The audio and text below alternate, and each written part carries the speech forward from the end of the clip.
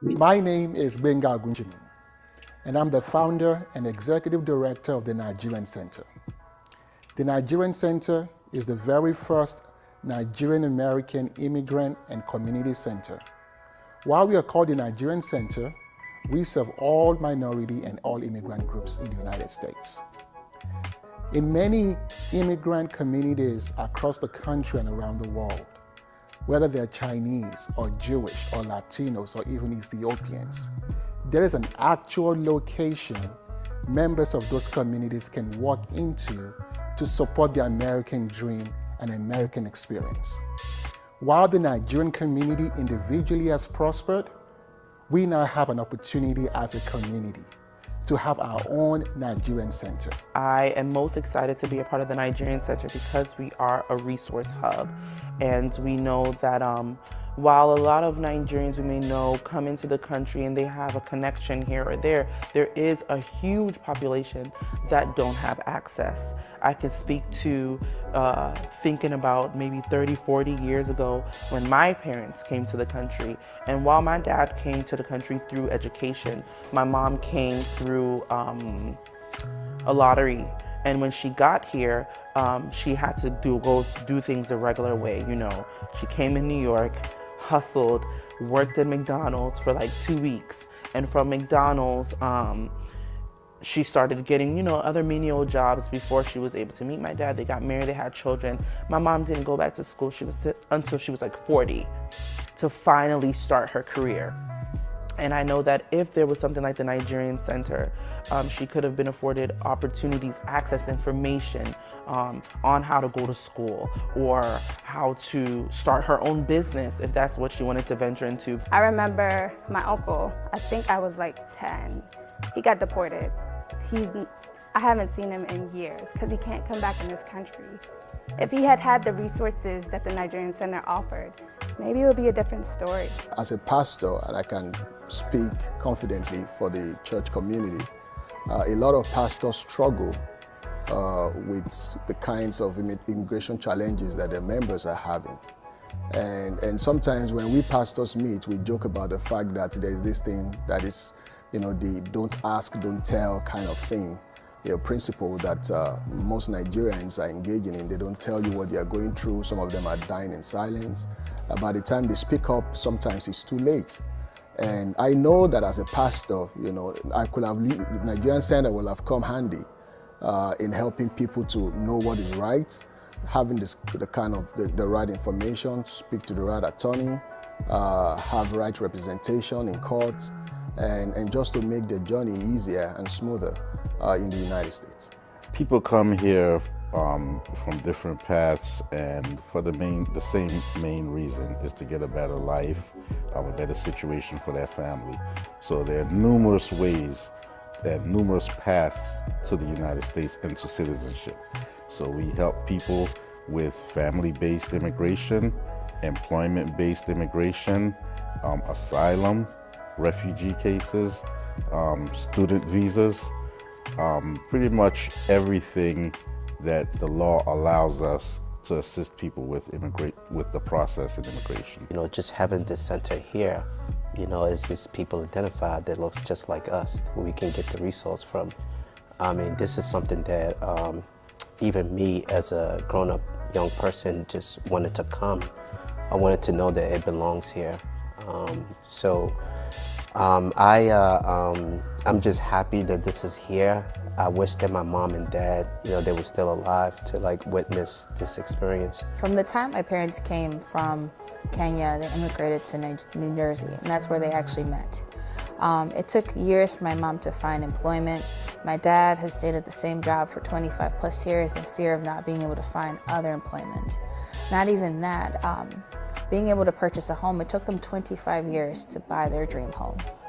Having the healthcare aspect and having health insurance for my siblings and I. Nigerian Center is providing a service from all crosses across the board for immigrants. And Nigerian Center provides opportunities with immigration and naturalization, provide home ownership opportunities, access to capital, language classes, and cultural programs. Learning about the Nigerian Center was a godsend. You know, growing up, I used to think about how we can share our experiences and our culture. And oftentimes, Nigerian people are so interested in giving back, but there are few opportunities and motives to do so. So when I heard about the Nigerian Center, it just clicked. We're talking about home ownership, we're talking about financial literacy, we're talking about immigration services, not only for people from our background diaspora, but for everybody else as well can gain from it. I see the Nigerian Center not only as an opportunity to celebrate our culture, but to also share it as well. I welcome you to be a part of the journey and to be a part of the experience. Welcome to the Nigerian Center.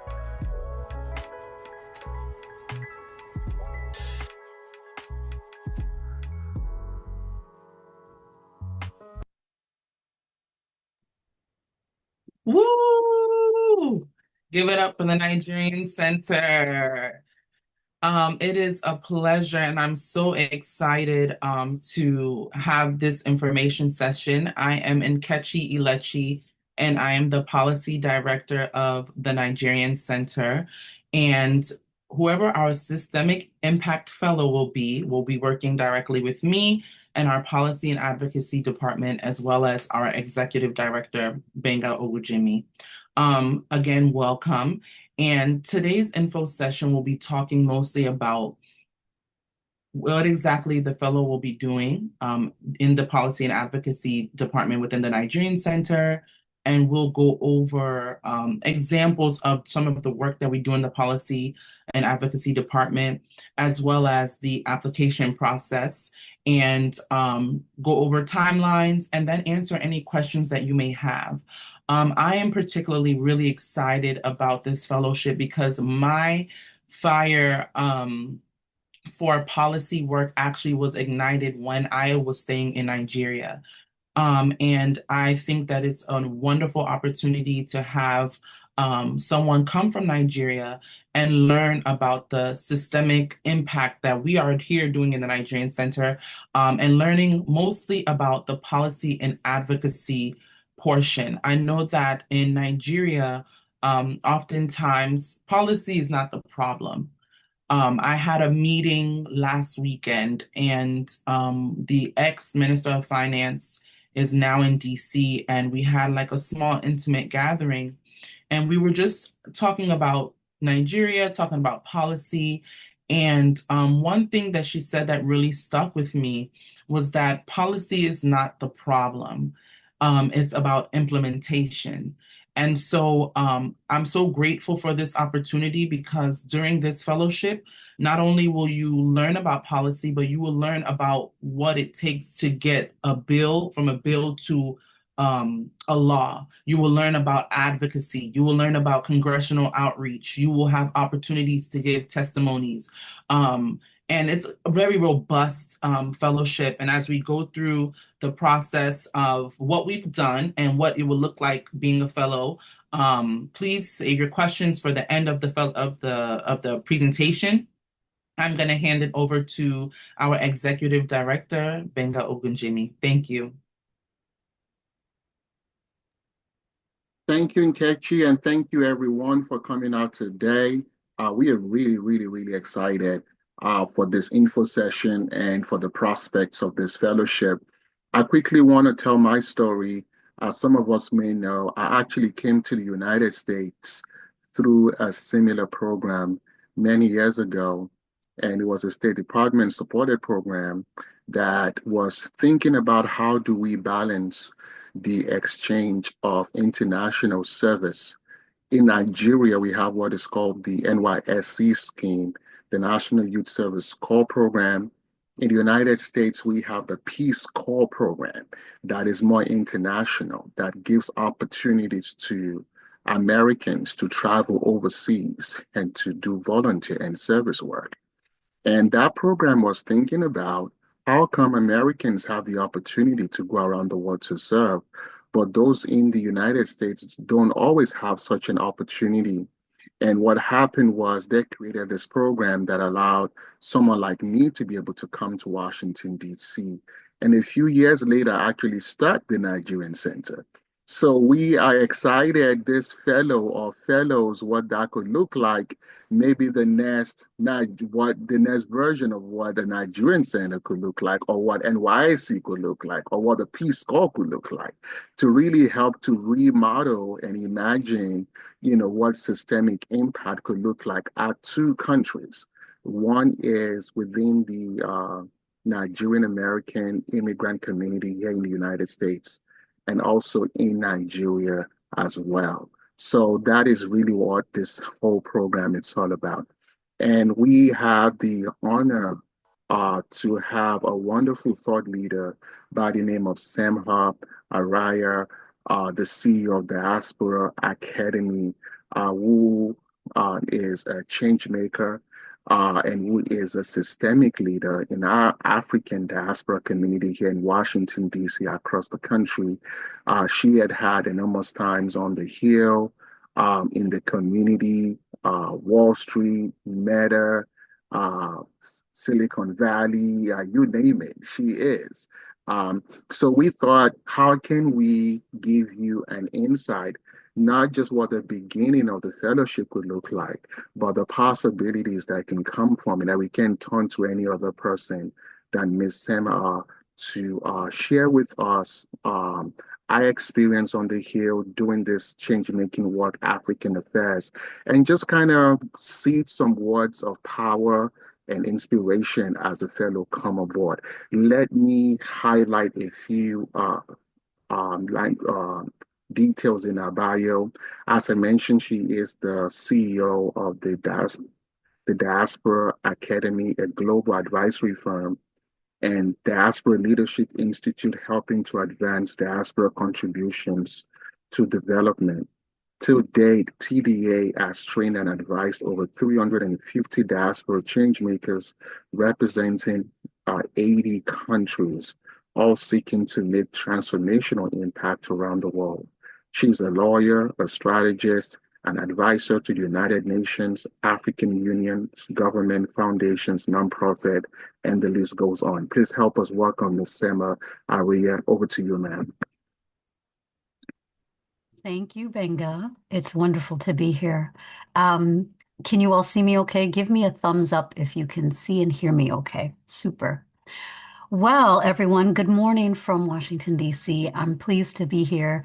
I want to thank the Nigerian Center for creating this space, for allowing different leaders from across the African diaspora, the Nigerian diaspora, and around the world to be a part of your organization and your services and your support.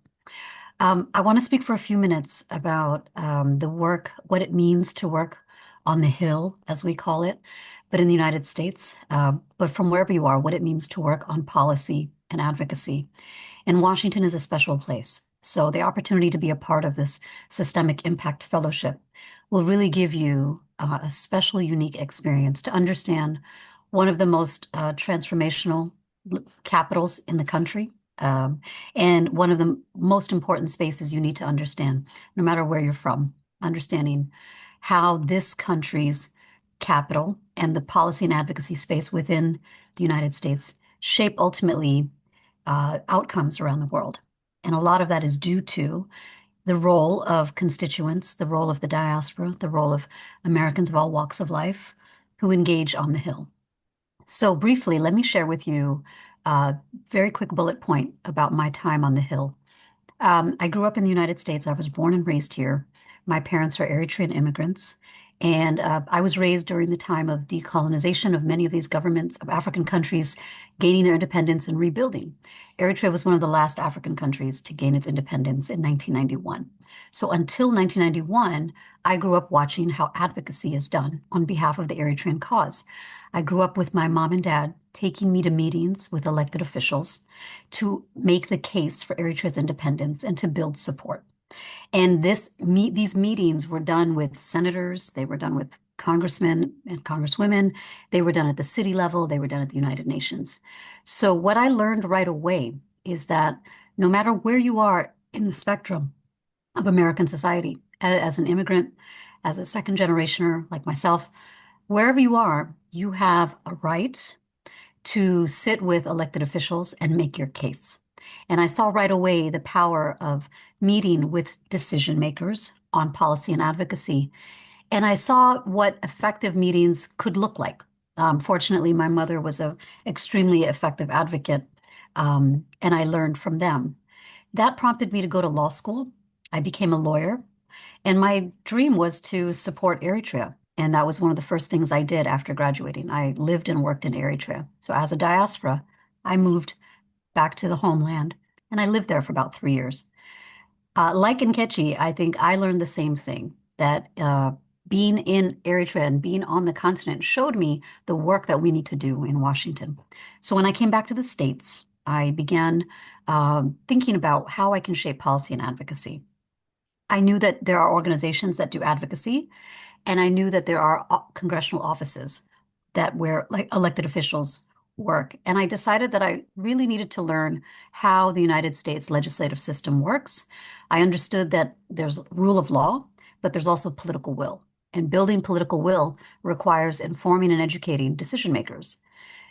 So I just did everything I could in networking here in Washington. It's all about making relationships, building connections, and finding the people who believe in what you do and building a support system with them.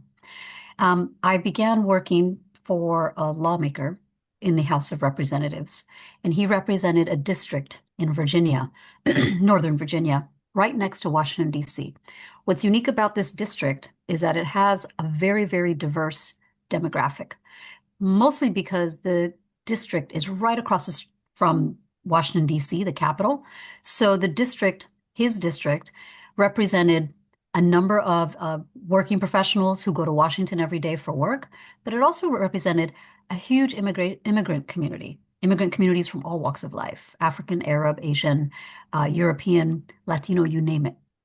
And so I had the opportunity to work for him on international affairs because of my previous background. And the role that I had was called a legislative assistant. A legislative assistant is more or less the policy portfolio for a lawmaker. And most elected officials will have multiple legislative assistants across different issues. And so what you find on the Hill is what we lovingly call Washington, D.C. What you find on the Hill is you end up finding legislative assistants with different areas of expertise. Mine was state and foreign operations or international affairs portfolio, and law and judiciary, being that I was a lawyer. And so I handled one foreign affairs portfolio and one domestic portfolio. Very, very huge issues. But you'll find other legislative assistants who carry health and human services, they carry defense, they carry labor, they carry just different areas of government. Okay, so as you look at your experience with the Nigerian Center's fellowship, you want to understand that there's a host of different policy avenues that you can shape, that you can engage in, and it's about understanding where you sit on your interests. Now, the last thing I want to share with you is my experience working on the Hill gave me an opportunity to see how meetings are being conducted. From my end, as someone representing a lawmaker, oftentimes many of the meetings we would have, the congressman, he would actually say, Samhar, I'm not going to be able to attend this meeting, take it for me. And over time, what is often the case is when you work on the Hill and when you go on the Hill, the legislative assistants are one of the most influential decision makers behind the elected official. And so as much as you think being in policy and advocacy is about talking to a congressman, the truth is that it's talking with his staff and her staff and supporting, finding areas of alignment and supporting those areas together. So what I learned during my time on the Hill was the importance of really learning to have effective relationships with decision makers and how to hold a meeting. A lot of Washington, D.C. is all about finding areas of alignment and building trust with each other and networking. And this is truthfully why I started the Diaspora Academy about a couple of years ago. I had an extensive career in different areas after the Hill, but one thing remained true for me when I worked on the Hill almost 20 years ago. The effectiveness of diaspora advocates varied. And I saw diaspora communities meet with me and others on their issues. A lot of them were foreign affairs. And there was a huge variation between Arab, Asian, European, Latino, and African diasporas. And I found that African diasporas had the least opportunity to come to the Hill. And they had the least areas of open doors because Africa was not as high of a regional foreign policy priority. But even though it was a priority for us, my boss was always deeply interested in the African continent and in the issues regarding U.S.-Africa issues, U.S.-Africa relations. My office made a concerted effort to create an open door to engage on African affairs. And over time, African diaspora constituents and African diaspora advocates were actually directed to my office to get a lay of the land. Now, my boss, the congressman, he was a lawmaker who, as you already know from Parliament in Nigeria, passing laws, debating on bills, debating on the budget, but he was also an appropriator. And an appropriator is a specific type of lawmaker that oversees the budget. And so in addition to talking about the issues, part of my work was understanding the foreign affairs budget and the law and judiciary budget. And so what I saw was also diaspora advocates not understanding how the U.S. foreign aid budget worked, foreign assistance, international affairs budget, whatever you want to call it. The issues around policy, like to Nkechi's point, the issue is not we don't have solutions, it's about implementation. And a lot of times the implementation is done by funding. And so what I would also encourage you to do as you think of your fellowship is, as you watch and learn about policy and advocacy in Washington, D.C., understand where budgeting fits in, because that is where programs actually get supported. So you can pass bills, authorizing bills of all kinds. You can do advocacy. You can work on the Hill, and you can do a fellowship to engage on issues of importance. But if it's not tied to funding, and if you're not sitting with the offices and you're not working with the offices that do funding, you miss out on actually the real implementation. So that was those were sort of three lessons that I saw: was the need for diaspora advocates to support African diasporas in particular, and then the importance of understanding and focusing on where budgeting and funding sits. I'll stop there. I welcome any questions or comments, but I want to thank you again for inviting me to speak and say a few words to the group. And congratulations to all of you for even showing up for the session, your interest in this program. It's a huge testament to the importance of this program. And whoever gets selected, you're going to have an incredible time with Nigerian Center. We want to thank you so much. We will not be taking questions because questions with you would take the entire info session. I have a ton of questions I'd love to ask you as well, but we want to thank you for gracing us with your time and your leadership and thought leadership. Thank you so much, Samhara, for all you do. I should mention that when I came to Washington, D.C., there was a leading organization called Dawn that I hear all these powerful women in the DC, they always talk about Dawn. Oh, we have a meeting, and they have very high visibility and the work that they do. The work of Dawn, in part, also gave us the impetus and the inspiration for us to challenge ourselves. And your work and your leadership challenged me when I came from Nigeria to see if a fellow African woman can hold DC this strong and can move our people forward, I think I can do so. And I just want to use this opportunity to thank you publicly for your leadership and service to our community. That's very kind. Thank you, Benga. Thank you again. Thank you, ma'am. So Nkechi, I'm going to turn it back to you, and I'm also going to continue sharing the screen right now to give us an overview of the fellowship. I hope you can all see the screen right now.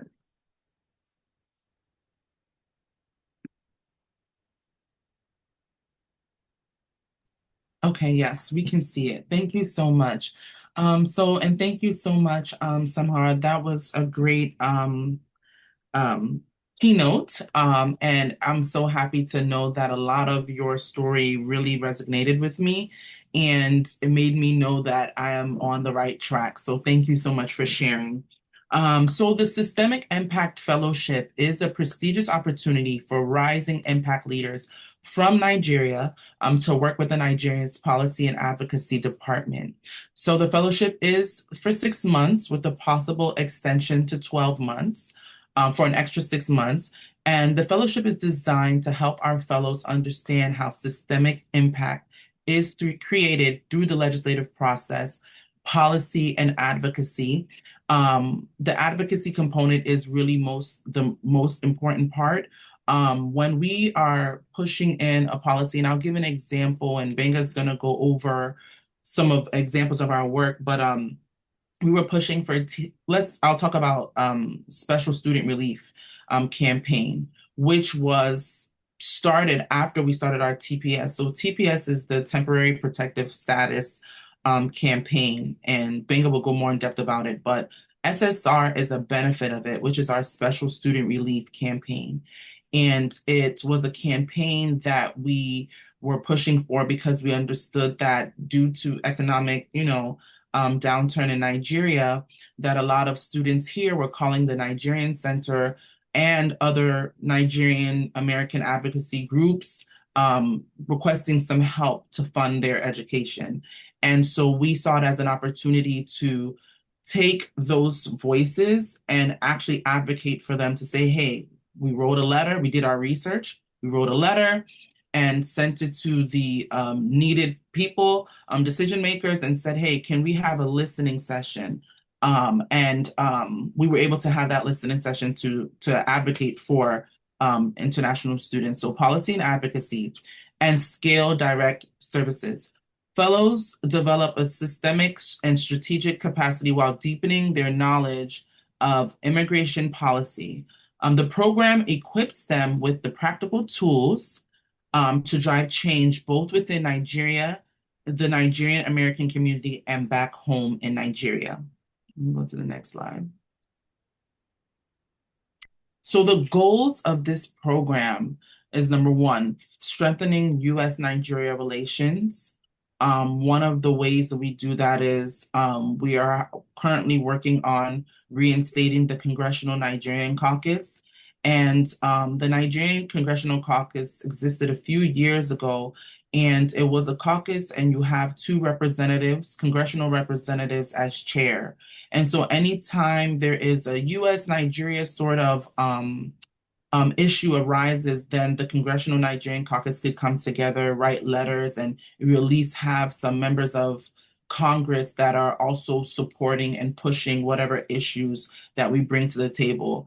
As we all know, when there was discussions behind the scene of Nigeria being designated as a country of particular concern, we got word of that, and we were invited to a briefing about the about the CPC designation. And we came to find out that we were the only Nigerians, let alone Black people, in the room when this discussion was happening. So when we were listening to the briefing, it gave us an opportunity to go back to our community, and we held a town hall and invited people that were for the CPC, that were against the CPC designation, to come and talk, come together, share their thoughts, share their data, and then, of course, make their own decision on whether they were going to support the designation or not. So that is strengthening U.S.-Nigeria relations. You're elevating the African immigrant community as a policy priority, expanding financial inclusion opportunities for African immigrant community. So those are our program goals.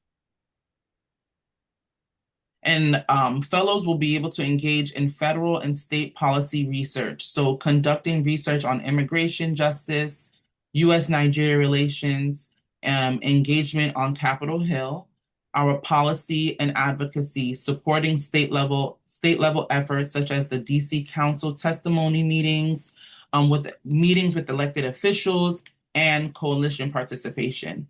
Another core part of policy and advocacy is coalition building, stronger together.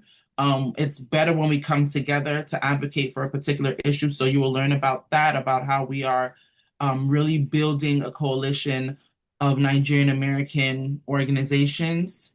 Media and narrative campaigns, so helping shape public discourse, immigration, and Nigerian American contribution to the nation's economic, cultural life. And then community education, assisting with our Know Your Rights workshop, We hold series of Know Your Rights workshops on just about any topic you can think of. And through our Know Your Rights workshops, we have subject matter experts that come and speak to our community about everything from immigration rights to healthcare to real estate. And we, of course, have our legal services. One of our key programs in the Nigerian Center is our immigration clinic. And then our legislative observations. So gaining insights into the U.S. legislative process and collaborating with organizations in achieving systemic change. And so I'm going to hand it over to Benga, who will give some examples of each bullet point. Thank you. Thank you, Nkechi. So let's start on the Hill. So federal and state policy research, conducting research on immigration, justice, U.S.-Nigeria relations, including engagement on the Hill. One of the examples was the TPS campaign that we started a few years ago. The TPS is an acronym that stands for Temporary Protected Status. And what does that mean?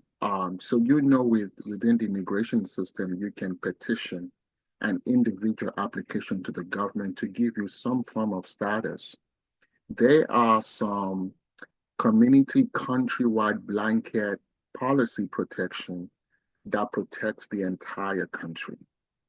One of those is called TPS. So what that means is that when there is such a designation, every national from that country has eligibility to benefit from some form of immigration protection, to avoid deportation, to get benefit if an international students, and have work authorization, things of sorts that we led. So this was the campaign day on the Hill with Nkechi and one of our immigration attorneys. We also have a coalition campaign called Protect Black Immigrants. As Ms. Semha mentioned, the African immigrant community is not often seen as a policy priority. And when it comes to immigration in the United States, the efforts usually overwhelmingly dwell on other communities, but our African communities. So 5 organizations came together, Nigerian Center, Ondoku Black, Baji, African Communities Together, and Asian Bridge Alliance.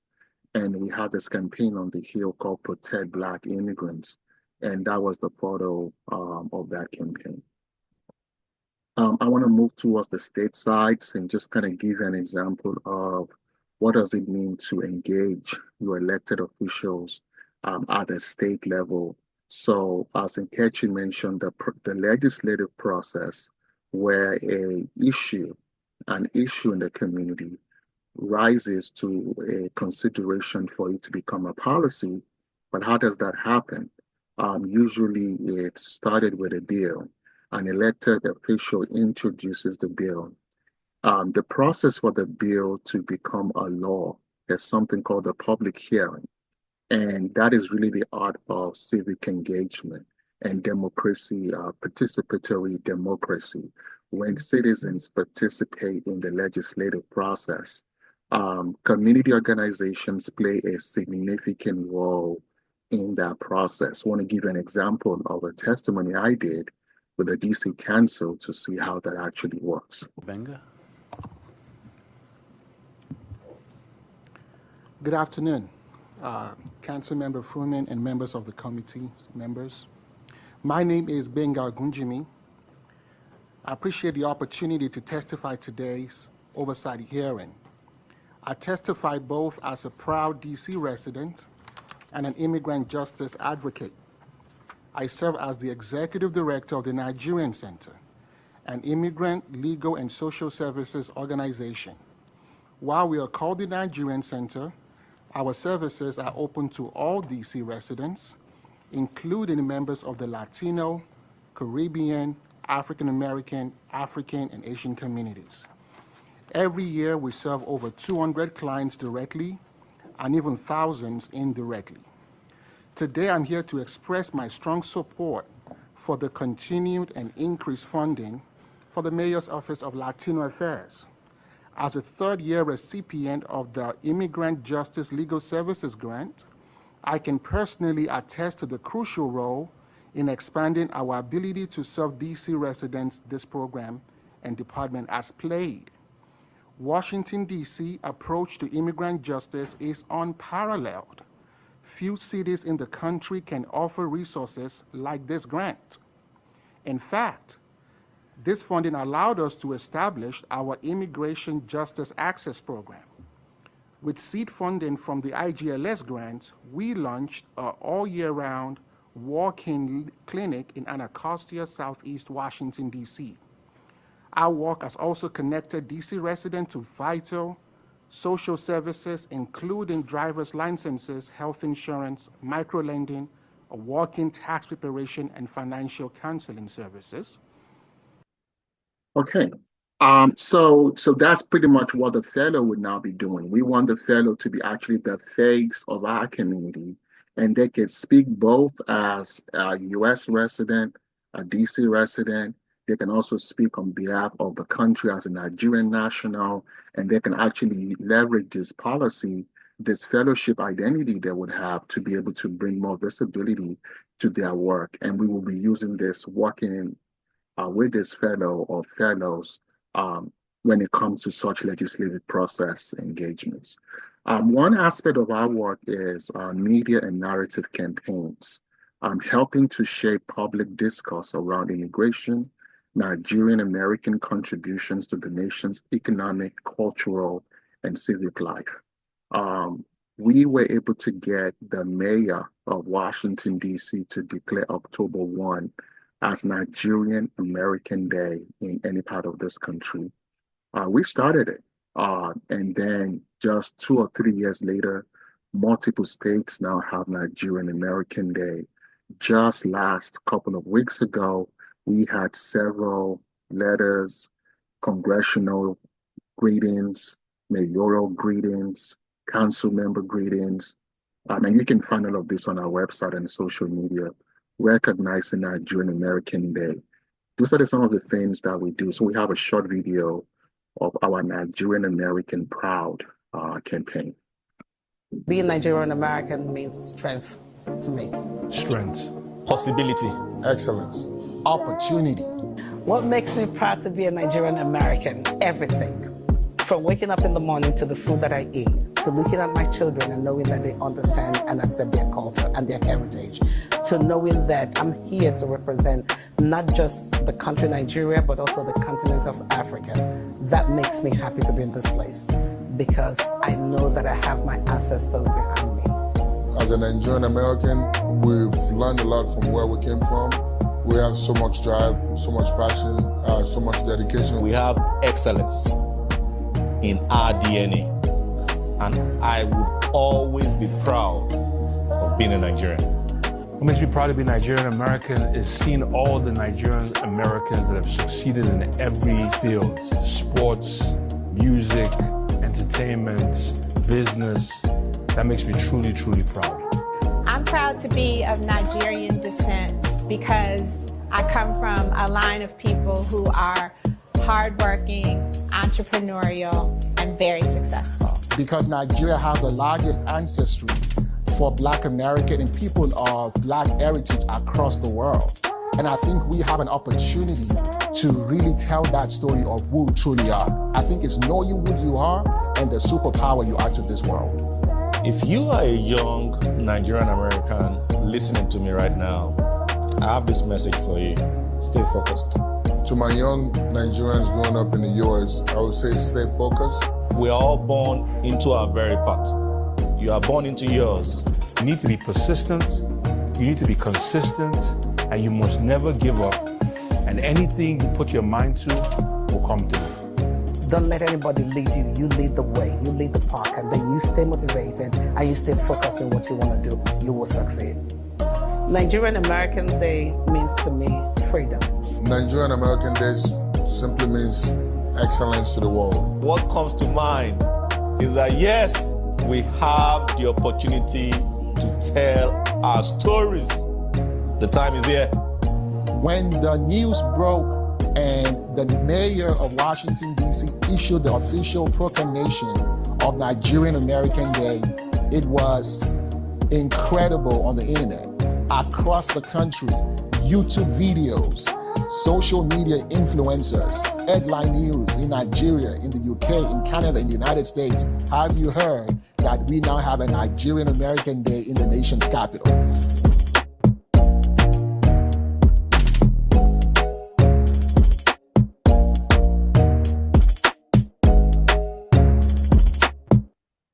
Okay, we also have a campaign called Washington's Prosperity. And we're saying immigrants are actually the face of Washington's prosperity. So we have this campaign on our train stations, our buses. So this is an example of one of those. These are the entrepreneurs featured in the campaign that are Nigerian Americans or have Nigerian ancestry. To just highlight a few of those. The woman in the middle with the white shirt on, she's Ifeoma Onya. She's the very first Black woman to own a winery in Maryland, even first immigrant in the entire country. So we have so much contributions, and we're hoping this fellow will really work with us in telling that story. You know, the legislative process, as it was mentioned, we have a signature program that happens every year called the State of the Union on Immigration. And every year when there's a State of the Union address, we also do our own community State of the Union on immigration. I want to play a video of the last State of the Union we had actually on Capitol Hill itself. Before we get started, I actually want to acknowledge the current space and climate and engage us in a moment of self-appreciation. So please stand. Find you one American whose origin story does not start with immigration. People don't always want to come forward with some of the things that they may be struggling with, so they're holding it in. And I think that just even being a place for people to come, we have a physical office where people are able to walk in. They are able to be seen by people who speak their language, people who practice their religion, understand their culture. That coming into a country where there's so much coming at you can be very comforting despite everything else going on. A lot of the grants that were provided for nonprofits that help children have been taken away, so they don't have that money to provide service anymore. And the other thing is because judges are now being given the instruction, immigration judges are being given the instruction that they cannot put these cases on hold while the child is going through the special immigrant process. Safety plan is more important today because people are being arrested and detained, and nobody knows how to protect them. Yeah, I just want to add something. Especially, I think it's worth sharing the experiences that we have as asylum workers. Like you say, most of our classes are survival for sure into some kind of traumatic experiences. So we just want to make sure that, rather than providing an assistance in terms of items, providing an emotional support is very important. But our highest aspiration and goal tonight is you might live with a sense of agency, and you can do your own local action.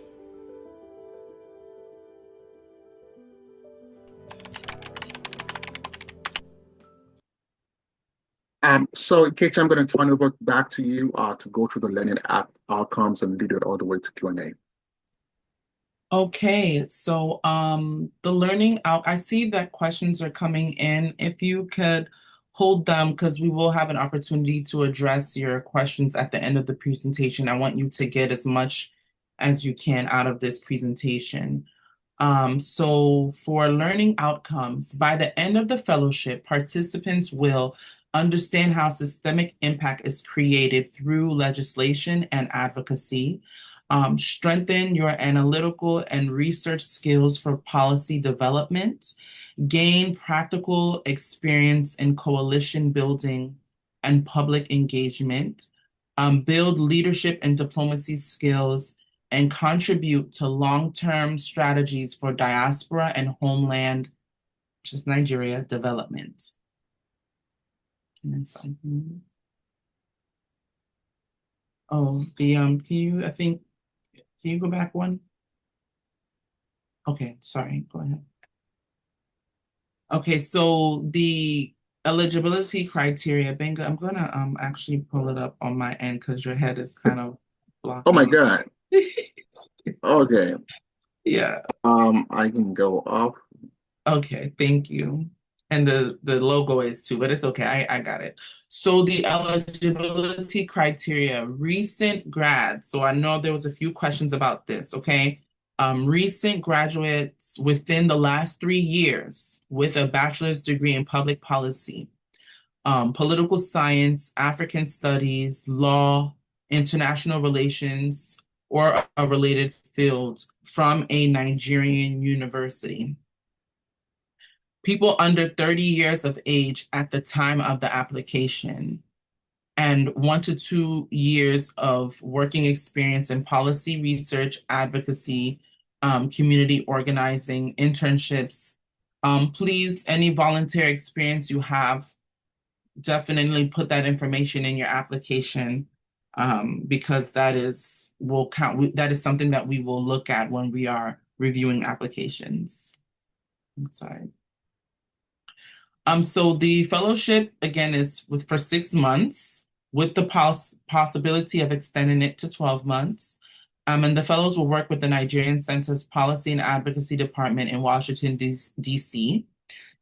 We gave a plethora of examples of some of the work that we've done, some of the things that we're going to start working on, our Congressional Nigerian Caucus. So focused hands-on experience. You will be able to do the DC testimonies, whether it's written or in person or virtual. So focused hands-on experience, mentorship, and leadership development. And fellows will be immersed in advocacy campaigns and direct engagement with policy makers, is what I assume that says. Next slide. Okay, and so we are going to actually go to the application and go over some of the questions. So the application process: complete the online application form, submit a CV, statement of purpose, and 2 references. You do have the short responses. Of course, those that are selected will be invited for a virtual interview. There is a video component on the application. And once you are selected, you will receive your placement and onboarding details. Next slide. So the application opened October 20th, and we're having our info session today. Our application deadline, a hard deadline of December 22nd. Fellows will receive their notification and selection announcement by January 30th of 2026. And the fellow will commence the program March 1st, 2026. And so we can go over the application itself and answer any questions that you may have about that. Second, pulling up the application right now. Okay, thank you. And so I know there's a few questions, and we'll get to those questions right away, but I do want to emphasize the video component, making sure that you upload a video that is clickable. I feel like a few times people have uploaded a video that I had to go through a hard process to open. And so Benga, I'll even ask if you can maybe give some advice on the kind of videos that should be sent. Okay, so this is the form, and this link is on the Nigerian Center website. So you'll have your full name, your address, you can scroll down, your email address, your phone number, your date of birth, and are you a citizen? Are you a Nigerian citizen currently residing in Nigeria? That is who this fellowship is for. You will tell us the university you attended, the course and the degree you obtained, and the year you graduated. Remember that this is a program for people that have graduated within the last 3 years. And so the first question, what inspires you to apply for the Systemic Impact Fellowship? And how does this fellowship align with your personal mission or professional goals in advancing change in Nigeria? The second question is, share a story of when you created meaningful change in your community. It can be something, whether you, in your workplace, did you maybe demand for extra pay or something of that nature? Tell us a story about when you created meaningful change. Did you see an issue within your community and advocate for a change? What specific challenge were you addressing, and what was the result? Number 3, what systemic issue in Nigeria does your work seek to address? So we don't just want our fellows to come, and we want you to be able to apply what you've learned in this fellowship and take it back home and make a change. So what systemic issue in Nigeria does your work seek to address? Explain its underlying causes, who is most affected, and why the problem persists despite current efforts. The next question is, what do you hope to learn through the fellowship, particularly about U.S. models of system change, policy advocacy, or institutional reform? And how will this knowledge help you strengthen your impact? What is it that you're going to learn about the U.S. Legislative process that you believe will strengthen your impact when you go back home? Is whether it's the advocacy portion, coalition building, whatever. How will you apply the insights, tools, and networks gained from this fellowship to advance systemic change in Nigeria within the next 3 to 5 years? And then we ask that you please provide details from 2 professional references who can speak well to your qualifications, your impact. Include the reference's full name, their title, organization, email address, and phone number. Then you upload your professional reference letters. We're asking for 2 reference letters, a resume, and then, of course, the video question, which is required. So what does systemic impact mean to you? And how are you personally working to create it in your community or your field? And so we ask that the video be short, maximum 2 minutes, and answering the questions. Yes, and then of course you upload your link and you submit your application. And we're looking forward to reviewing your applications. I will say that do your best to complete this application in its entirety, because honestly, anytime you apply to programs, the first people they push applications to the side are the people that did not completely adhere to the instructions. So video, max 2 minutes. Make sure you answer all the short answer questions. And yes, thank you. I believe this is our Q&A time, and you can please feel free to, in an orderly fashion as much as possible, unmute your microphones and mute your microphone and ask your question. Nkechi, I'm going to ask that they actually use the feature that allows you to put your hands up. Okay. So if you click on the love heart sign in the middle of your screen, you should see raise hands, and you can use that, and we'll call you in that order, or you can chat in your questions in the chat box, and we will come to it. So there are hands raised, and there should be questions in the chat box. Which ones do you want to start with, Nkechi? Hands raised. I'm looking at the ones in the chat.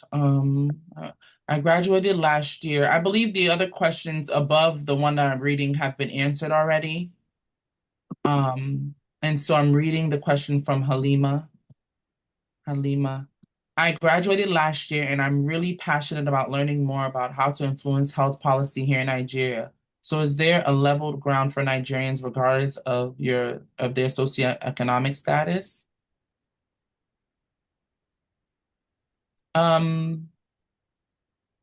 Yes, it doesn't matter. Your socioeconomic status is not what we're used to accept or deny an application. So I'm hoping I'm answering that question. I went over the application process and what the eligibility criteria. If you weren't able to hear that, it is in the link within the chat, and you can take a look at what the eligibility criteria is, but socioeconomic status is not something that we're using to judge or grade applications. Is there anything you want to say, Benga? Yes, so I'm guessing that the question also has to do with affordability to be able to travel to Washington, D.C. and live there for 6 months to a year. To our responses, the program is a full sponsorship fellowship. So the programs cover the entirety of the cost, both to come to Washington, D.C., to live in Washington, D.C., and to return. So the travel, housing, monthly stipend, professional development fee, as well as health insurance would all be covered at no cost to you. So I believe that was what out of that question. Okay. So I hope that answered your question. Yes, everything is covered, and I hope that will encourage you to apply. Next question. I recently completed my postgraduate, but my degree was 4 years ago. Am I eligible? So this is for people that graduated within the last 3 years. 3 years is our max. Can you please clarify the submission process for the 2 professional references? Should the applicant upload the letters directly, or yes? So you can upload the letter yourself. You can upload the letters that you get from your reference in the application portal. Okay, I hope that answered your question. Is this the first cohort of the fellowship?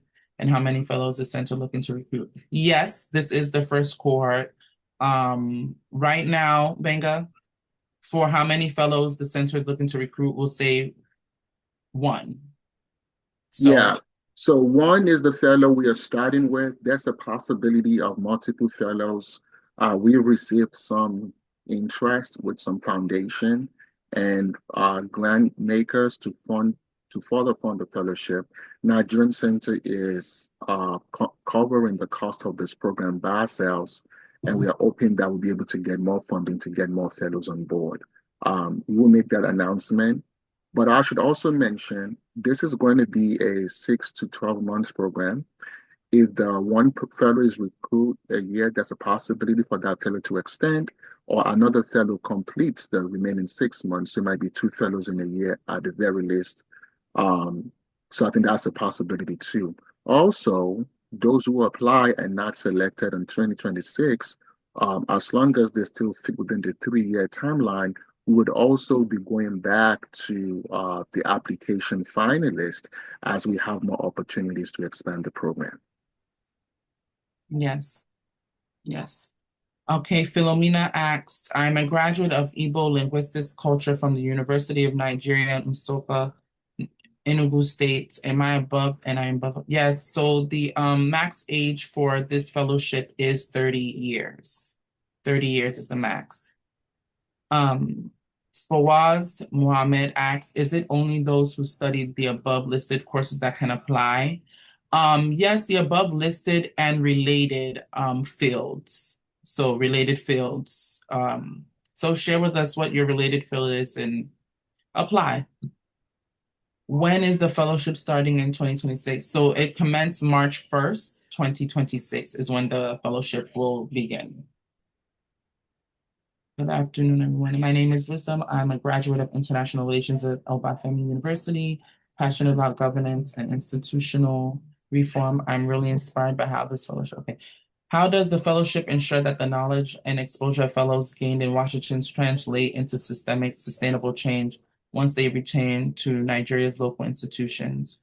And so one part of the program one portion of the program that we mentioned is at the end of the program, we're going to follow your journey. We're currently working on actually partnering with some organizations in Nigeria so that post the fellowship, you can potentially work with some of these organizations to actually use what you've learned during this fellowship in working some of those Nigeria civic engaging kind of organizations. Benga, do you want to add anything to that? Yes. So the Nigerian skills and experience transfer is a very key component of this fellowship program.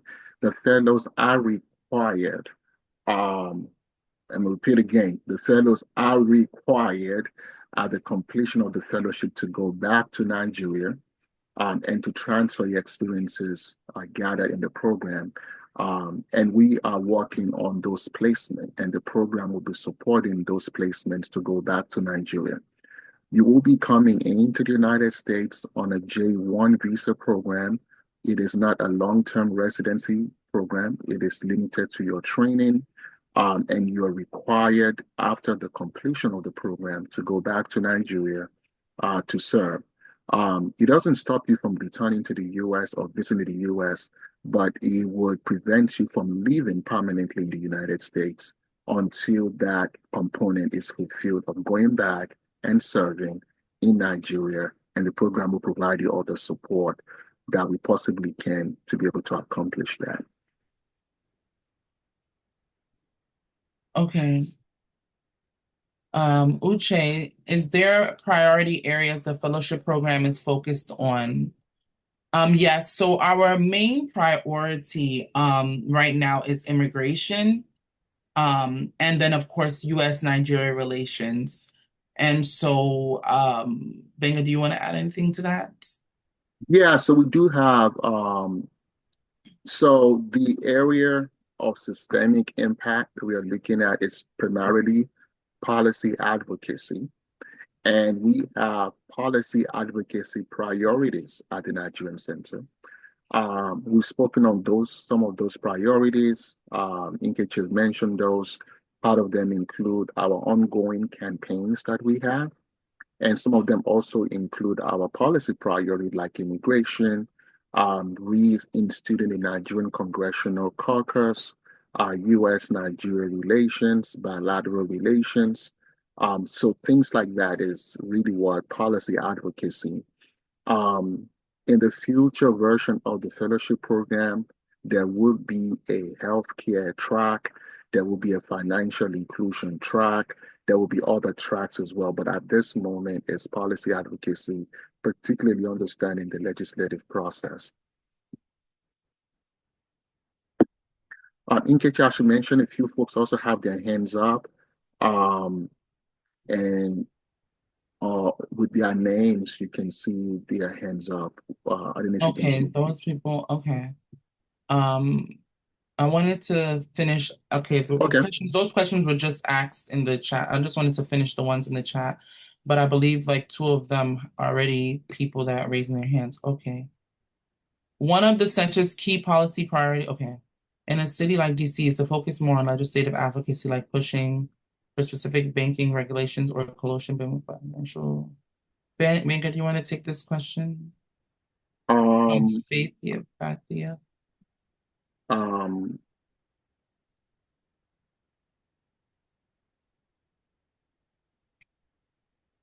Well, the financial component is going to be referencing the experience. As I mentioned prior or previously, it's going to be zeroed in mainly on the US legislative process, but at the federal and state level. But keep in mind, legislative process has multiple facets, like the speakers have mentioned. So they could be raising a law. For example, the testimony that I gave was about DC government funding nonprofit organizations providing immigrant services. So there could be a law about such funding opportunities. There could be a law on healthcare. There could be a law on education. There could be a law of health insurance. So it's pretty much understanding the process how the law are particularly made, not necessarily advocating for one industry. If there's any sector that we may advocate for, majorly that would be the immigration particular sector, which is at the core of what we do, but it's really understanding how laws are made and how laws are being implemented both at the federal and state level, and the role of civic society organization, change makers, community leaders to participate in that process. Yeah. Okay. I'll open it for people to actually verbally ask. New song, Coker, you can ask your question. You can unmute and ask because I'm not writing. New song, you can unmute and ask your question. I think they're trying to do so. Let's give them 1 minute to.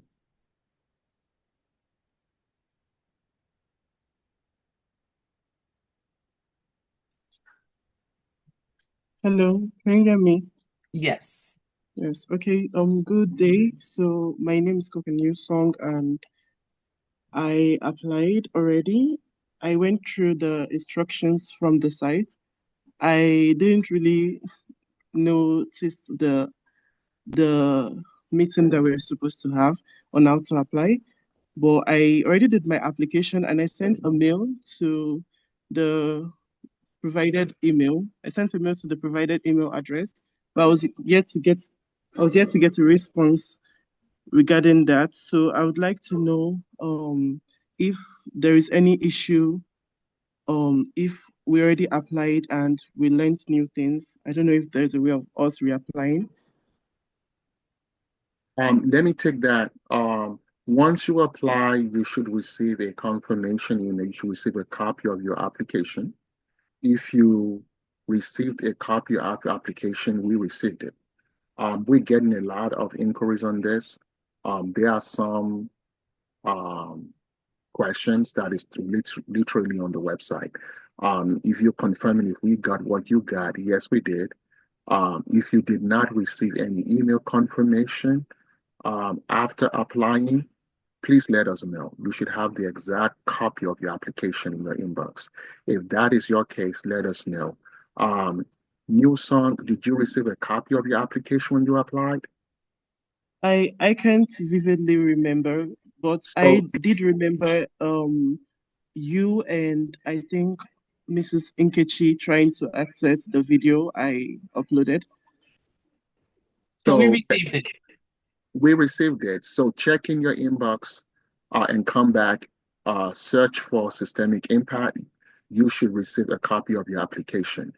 The second question is, can you update your application?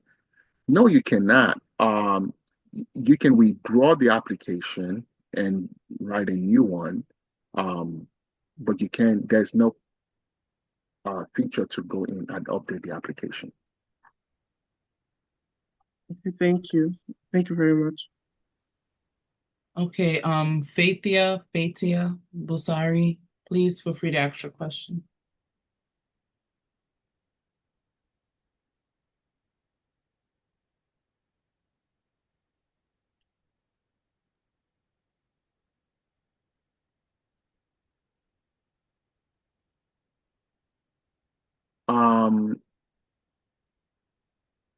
I think it's taking them a few minutes to unmute. And please, once you ask your question, you can lower your hand so we can know it's up. Faithia, you should receive a message and unmute yourself or something. Or can you go to the microphone section and unmute yourself? Okay, good evening. Can I go ahead? No, not yet. Okay.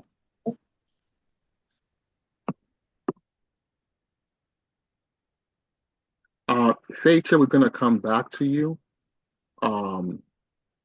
So I guess Phenomena, guess you can go ahead now. Okay, good evening, everyone. Good evening. My name is Uzo Philomena Nkechi. Okay, I asked a question before. I'm a graduate of Igbo Linguistics and Culture from UNN. So since I cannot apply because of age now, can I be given an opportunity? I'm making a request, please. Can I be given an opportunity to participate in your January 4 for Igbo classes, your language classes coming up on from 26th of January to February? Can I be given an opportunity? I tutor both online and okay, home. Ms. Phenomena, this is not the platform for the questions regarding language classes, you can email us concerning that at info@nigeriancenter.org, and we'll be able to respond to that. This is strictly for the fellowship program. Thank you. Please, the email again, please. Info Okay. at nigeriancenter.org, and someone on our team should send you to put that info in the chat box now. Thank you so much. You're welcome. Thank you. Adekunle, please go ahead.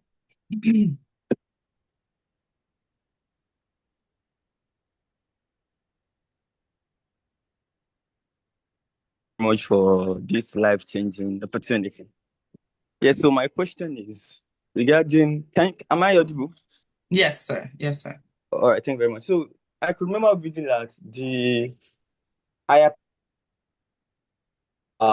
link to this particular meeting, but I just remember now that while you are showing us the application process on the screen, I could not find a space for video or anything of such during that time of which I applied. Was that another application entirely? You couldn't see the link to upload a video? Exactly. Even done first at all. I've not seen anything for reference. Okay, that's interesting. Are you sure that it was the Systemic Impact Fellowship application? Because it's been there. Exactly, because I got the link to join this meeting since then, but everything I saw today was just very, very new. So that was what I had to ask. I can send you, I'll put in the chat the direct link to the application. That way you will have it, the direct link, and then you could complete the application. All right, thank you very much. I really appreciate it. Thank you. Okay, Halima. Hello, good evening. Can you hear me? Yes. Okay, so I already typed my question in the chat box, but so the thing is, I studied industrial relations and personnel management. I graduated last year. Seeing that this course is not part of the course that I required, I want to know if I can apply because I have a ton of volunteering experiences. Back in school, I volunteered a lot, and I've gotten recommendation letters from this organization that I volunteered for. So is it possible that I still apply since I didn't study many of the courses? What was your volunteer experience? Was it So related to policy? Yes, there are a lot of volunteering experiences that I had that are related to policies. There are some on gender-based violence, there are some on female genital mutilation, some on safer nets, where we go to schools to inform children on how to be safe online and how to take care of their social media presence. So we did quite a number of things. Okay, then please feel free to apply. All right, thank you very much. Yes, thank you. Uche, please.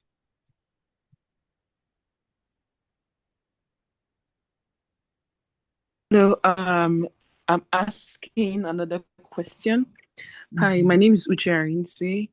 So from the previous conversation, I heard that the priority or the focus would be for graduates who are recent graduates, probably 3 years. Is there like an exclusion for people who have graduated more than 3 years, but have vast experience in line with policies, in line with policy advocacy? Because I'm actually doing one in regards to women procurement. Do a lot of thought.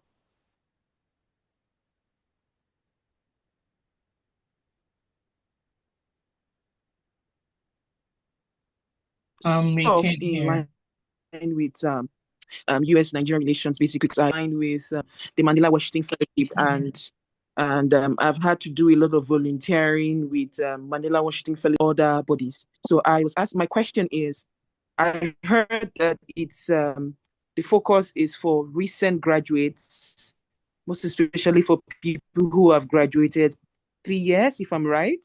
So is there an exclusion for people who have such experience, but they've pretty much graduated more than 3 years? No, unfortunately, the max is 3 years. Yeah. We want to give opportunity for people who have not had such extensive experience. So yeah, the maximum is 3 years. Thank you. Molayo? Thank you. Thank you.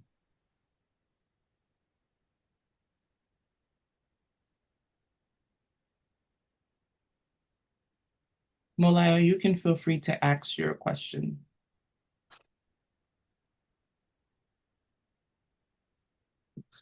Malaya, you might need to unmute yourself to be able to ask your question.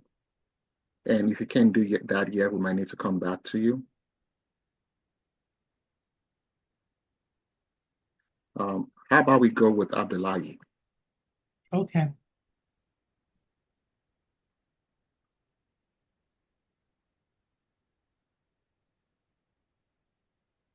So if you want to, okay, we have him. Hello? Hello, can you hear me now? Yes, sir. So, good day. My name is Abdullah. So, I actually have completed the application. However, I did come across a difficulty. Hello, can you hear me? Yes, sir. So, I did come across a difficulty, and that has to do with the section of uploading video, which I think the maximum duration is 2 minutes. Right? Yes. Yes, sir. So I think there I have a difficulty because it's almost impossible to squish in like 10 minutes of like the size of the video is actually too much. So I have serious difficulty trying to fit in a video. So I think there's something going on around there. I hope you understand what I'm trying to say. Oh, I can take that in catching. Okay. So regarding the video, we want the length to not be more than 2 minutes. Also keep in mind, you don't have to repeat what you've already typed in the text version of the application. This is an opportunity to actually give your own voice, to probably tell your story, and just lend your voice in addition to what you already typed out. If the file is too large to upload, MP4, I will find a software to convert your video to MP4. As long as it's under 2 minutes, it should be able to upload. And if that is still an issue, you can also upload your video to YouTube and put the link of the video that you upload in the link section of the application. Just make sure that you make the video, you set it to open so we can access it.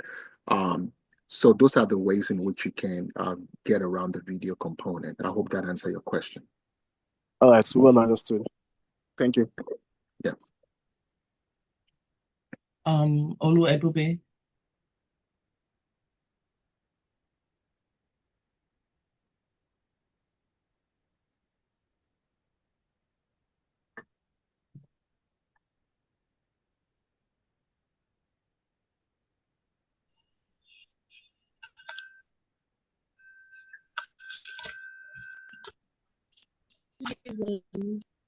Everyone. My name is Lisa. I want to ask a question regarding the work of the Nigerian Center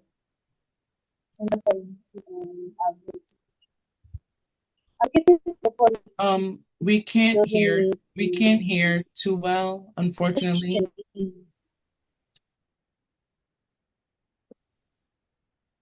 How do you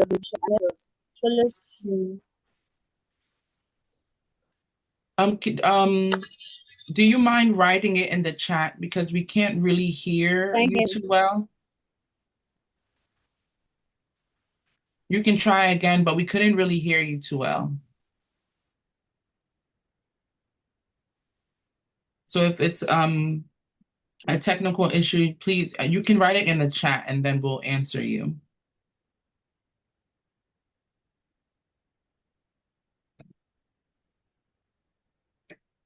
Okay, it looks like she was the last person I had a question to. Okay, and for those who had issues on muting themselves, we can still take 1 or 2 more questions as we close out. I think it was Fatia and Morayo. But can you check the chat box in case maybe they put their questions? Please, if we couldn't get you on microphone, please put your chat questions in the chat. We'll try our best to answer everything. Okay, Ruby asked, I'd like to ask about the financial situation for fellows. Is the fellowship paid? Are there any stipends or allowances provided during the program? Yeah, I believe we already answered that. Yeah, there's a paid fellowship and it's all sponsored fellowship. Fellows will be provided stipend, housing, insurance, travel, visa cost, as in addition to professional development opportunity. So it's an all expenses paid fellowship program. So yes. Yeah, do we answer that? Any other question? Given the fellowship's focus on systemic change, are there specific tools or methodologies taught perhaps in data visualization or evidence-based legislative drafting that fellows are expected to master by the end of the 6 to 12 months? Yeah, so there will be like capstone opportunities and milestones through the fellowship, but as we discussed, it's going to be a hands-on work, almost like a work fellowship. So this is not necessarily like an academic fellowship, it's more experiential. So you'll be resuming to an office, you will have an office desk, and you would have an office title, and you resume to work every day to go work. And there will be field work, there'll be research component, that you would engage in, and there'll be in the process of the fellowship, there'll be critical milestones that you can do presentations, you can do your first hearing, you can draft your first policy brief. But in all, it's going to be experiential and hands-on. So in case you want to take one last question so we can close out, so we can make it within 90 minutes or so. Okay. Olu Ebube, can you please ask the question? I see, hello, my question is, so we want to give you an opportunity to ask your question before we round up.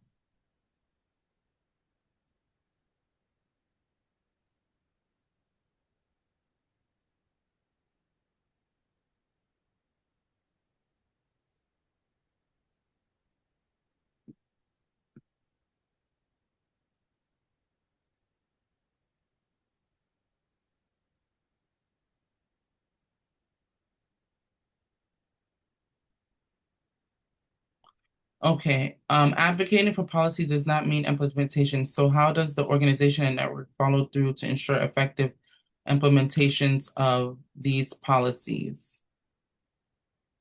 So the advocacy component, yes, it's teaching you how to advocate to turn a bill into a law and the process in between that. So how does the organization and networks follow through to ensure effective implementation of the policies? So Benga, can you take this? You mentioned about the post fellowship. Yeah. So let me see who's asking the question. Last name Agu. So I think the fellowship is understanding the framework in which policies and systemic impact happen, not necessarily to see through a policy and help to implement a specific policy. We are more interested in the framework of the legislative process so you can understand that. There may be policies that you will be participating in that is at the initiation stage or implementation phase or advocacy phase. It is not as important to us as more of understanding the framework. So just to give you an example, we had started 2 years ago a policy campaign called TPS. While Nigeria was not designated for TPS, now we find us in our community a situation where we have the CPC designation. And this very same framework that we use for TPS is what we're using for the CPC designation advocacy now. That is what we want you to understand. When you go back to Nigeria, there may be a bill about diaspora voting. There might be a bill about local government policing, and you can really help advise and it really help shape civic participation in such a policy framework. And I hope that answered the question. Mariah, were you able to unmute your mic? I saw that you came up again. Yes, I was experiencing technical difficulties. Sorry. No, this is perfect. Much better. Please feel free to ask. Okay. So I dropped this in the comment section, but I don't know if it has been answered. Given that my first degree was completed 4 years ago, but I just finished my master's program, does this meet the eligibility criteria concerning the 3-year limits? And I can confirm that I'm under the age of 30. When did you finish your master program? Early this year, April. Nkechi, I'll let you answer that. If we have any specification, is the graduate degree or master's? That's a good one. But I believe it's for the undergrad. Oh, did it say with bachelor's was the so reaching grads within the last 3 years with a bachelor's degree. So that is the criteria. Okay. Well, So, yeah. if she graduated more than 4 years ago, but she just had a master's, we have to make a determination on this response on this particular question. Can you please send an email follow-up to info@nigeriancenter.org, and then we'll get back to you more specifically. Okay, I'll do that. Thank you. You're welcome. Okay, so I just want to highlight, I'm going to turn it over to Nkechi to close us out. This recording will be on the fellowship website by the end of today or tomorrow at most. So you can go back to replay it. And if there are others that you want to send the opportunities to apply, they will be able to rewatch this video. The fellowship application is still open till December 22, I believe, or 20 or 22. 22. 22. The page it's very descriptive. Before you ask us for email and questions, watch the video, read the application. If that is not covered, then you can answer, and we'll try our best to get back to you as soon as possible. But we're really excited. I wish you all the very best, and I look forward to working with you in Washington, D.C. Over to you, Nkechi. I mean, you said it all. So thank you so much for joining us for this info session. We do hope that all your questions were answered, and now you have a better understanding of what you are to expect through this fellowship, and what you are expected to do once you gain the skills that you will learn through the fellowship back at home in Nigeria. So thank you so much for joining us. And please feel free to send questions to info@nigeriancenter.org if you have any questions, and have a wonderful rest of your day. Thank you.